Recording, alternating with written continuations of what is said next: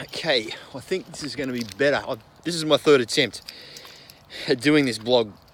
Fiona Nilsson at Monash in Melbourne, great old friend of mine, asked me if I could do a blog at Cockle Creek in the evening. I hope this is going to work. Is that a good vision of me? Do I look good? I hope so. Now, I'm just getting down to the creek. Can you see that? You see the creek area there? I've got a torch. Now, I hope this is going to work. So here we go. So there's the creek. In the evening, the creek's maybe, I'd say, 250 metres across the other side. There are people driving their cars across right now. On the other side, there's a bush road on the other side.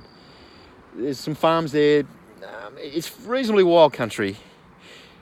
There is a fair bit of light industry over there as well.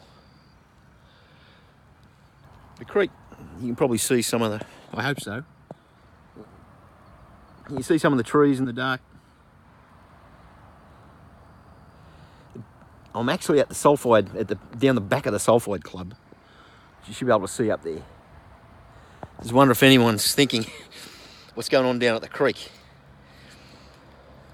Anyway, it's a very beautiful night to be here. I don't think I can capture the sky real accurately for you, but it's a beautiful bush night. If you can see, the creek's a bit murky.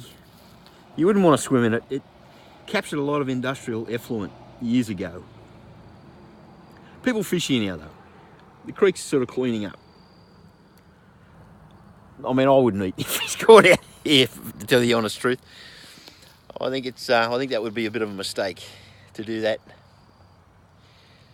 I'd say there's still a lot of poison in the creek. You walk up this way, maybe. See what's going on up here. I don't know if you can see the bright sky there.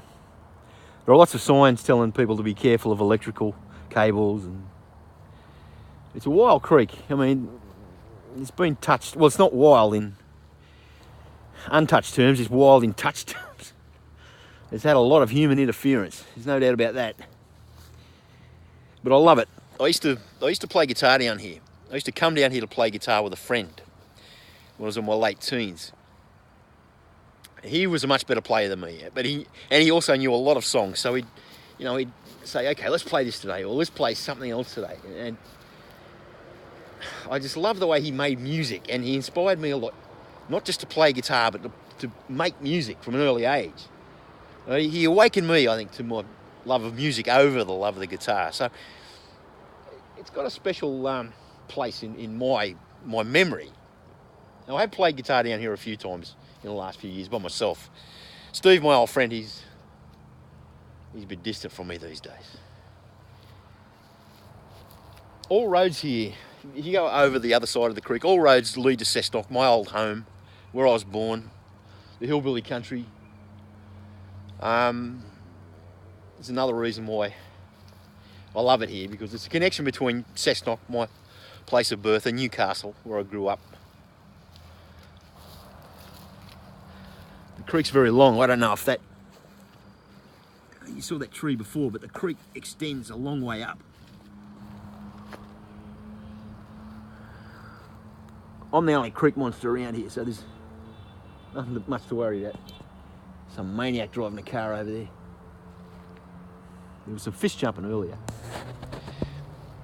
What's that? There's somebody in a ute blazing across. Anyway, I'm not sure if there's too much more to talk about. We can go for a quick walk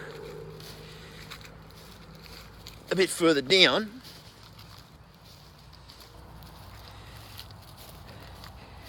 Another thing about this place that I like is that it's got an old feel. Like, you've got the old palm tree here, and there's actually a bridge. I don't know perhaps I can show you on the way back, a disused, some bridge pylons that undoubtedly sort of go back probably to the 30s, and I'm sure they were they supported a rail line to the local coal mine, which is across the creek. And I'd say at one time probably everyone around here most people worked in the mine. It's got a very village, you know, you can still feel the remnants of the village atmosphere around here.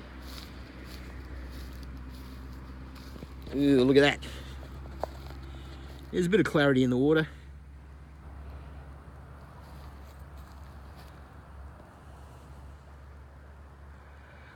Anyway, there's the sulphide up there. Grand old club shears. I'll be up there in a minute or two. I better get up there soon before the kitchen closes. Oh, someone's stopped across. You see the sign, warning, power lines? I don't know if you can see that. Yeah. So, I think I did mention that this was Fiona Nilsson's idea. My good friend from Monash Uni, from the old student days there. So I hope Fiona likes this. I hope you do, Fiona. Some other people might like it as a sort of remnant of the Newcastle distant past. Very beautiful and peaceful here right now.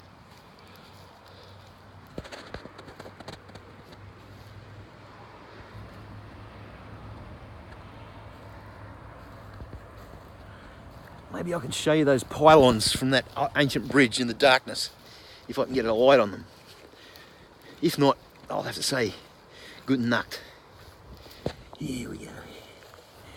Like the mad bastard. Oh, there's one. Can you see it? See the old pylon? The support for the bridge, I hope it's visible. And behind it is the current bridge, the rail bridge. Oh, she's not a real healthy. There's another one. So that's the old bridge, old style of construction.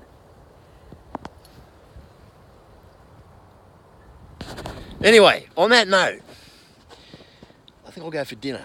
So, it's been great talking to everybody. It might be a bit strange to be lurking around down here at this time, you know, in the darkness. Maybe, but really, there's no problem. There's no problem. I'm, you know, tolerated around here like the village idiot. So I'll see you all later. And thanks. Bye.